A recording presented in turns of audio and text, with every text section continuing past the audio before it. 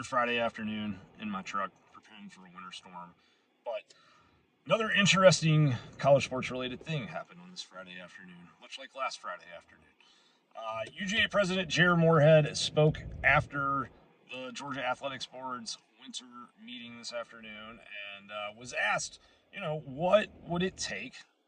What kind of environment would be required for the SEC to just start enforcing its own rules instead of waiting on the NCAA to enforce rules? And he said, I think we're pretty close to being there.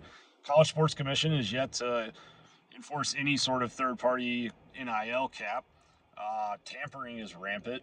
Went down the list kind of everything that's going on right now in the sport. And you know what, guys? I think he's right. I think history will kind of remember people who start pointing out the absurdity of the moment pretty favorably, right? Because whether it's 8-year-old church league basketball or the NFL, there are rules that govern roster construction and salary caps and all sorts of things in every sport. And right now in college sports, we do not have a clear baseline set of rules that every organization has to follow so that we know there's a certain level of integrity in the competition on the field in terms of, teams kind of playing under the same umbrella. Now, there's always been resource gaps in college sports, so it's always been unique in that way, but there's also resource gaps in Major League Baseball. I mean, look at the Dodgers, right? So I think it is an interesting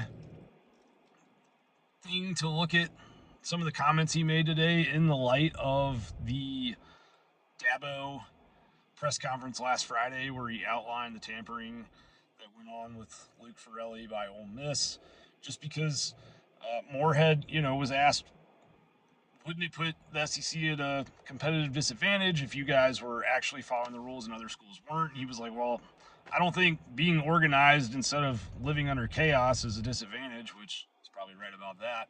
But also he said, to have any credibility in terms of complaining about other conferences tampering with SEC rosters, the SEC has to be following the rules itself. And I think that's the right way to go about this, to point internally for change instead of finger pointing outward and saying, look at what everyone else is doing. You're never going to get anywhere that way, and you're just going to create enemies. And I think Morehead is very much on the level of, hey, I believe other SEC administrators feel the way that I feel about this, where there needs to be some level of enforcement happening and some sort of consequences when you break rules. So let's start with ourselves. And I think the reality that we live in right now is that amateurism went on for 150 years in college sports. Amateurism is dead. We all know that. The NCAA model of enforcement seems dead. The House settlement that created this NIL Go clearinghouse and the College Sports Commission, there's not been any real evidence to date that says they are capable of enforcing any rules. Maybe that will change. We'll see. This spring will be very interesting to see if they reject any of these transfer portal NIL contracts that were signed. But I think, the question is, what is the next model for college sports? And nobody seems to have a good answer. Congress is never the solution to any problem, but it's certainly not the solution to this problem. So anyone that's waiting around saying, let's let Congress do this is silly.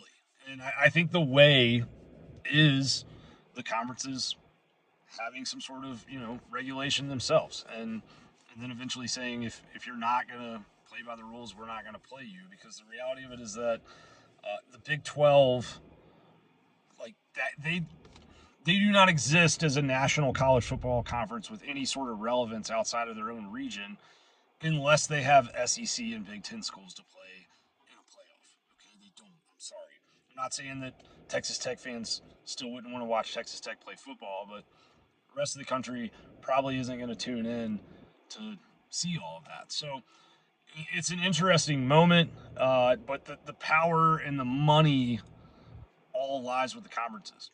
And, Morehead said basically if Greg Sankey was tasked with doling out enforcement, that I'm sure he'd figure it out just like he can figure out anything else. And the reality of all these is that the conference commissioners, at least in theory, are supposed to work for the schools in the conference. And so it's going to be very interesting to see if other administrators will speak up. Morehead said, I believe other SEC admins, the majority, feel the same way that I do, but I'll let them use their own voices. So we'll have SEC spring meetings coming in Destin, and obviously other opportunities for athletic directors to use their voices. But I do think this is the quickest path that at least has been presented to date of how to create some sort of rule structure that's enforceable in college sports, because the conferences can disqualify teams from doing things like that. Is all these schools are dependent on the conference payouts to make everything go right. You're talking about tens of millions, hundreds of millions of dollars. You're talking about $3 billion television contract between the SEC and ESPN. This is a lot of money, and that is the money that everyone is chasing. It's the money that has got all of this so crazy. Where college schools who used to say, "Hey, here's 85 scholarships to give out," and we're not really making a profit here as of 20 years ago. Most college sports programs were not making money. Like entire athletic departments, even football programs, were not making money in the old model. Now there's so much TV money coming through the conferences that they are making money, and that it's justifiable to go and build a 20, 30, $40 million roster. So if you want rules going through the conference, who has the money, who has the carrot to dangle, makes a lot of sense.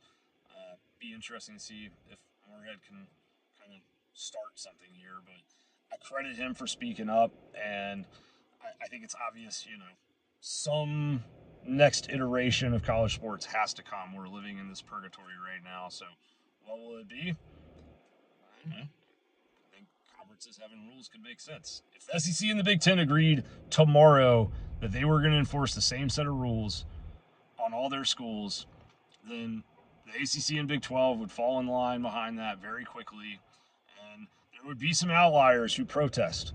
There would be Ole Misses, Texas Techs. There would be schools who have not been relevant in decades or in their entire history on a national level, and probably won't be again if the playing field is leveled. Guess what? There's a lot more schools who want to play by the rules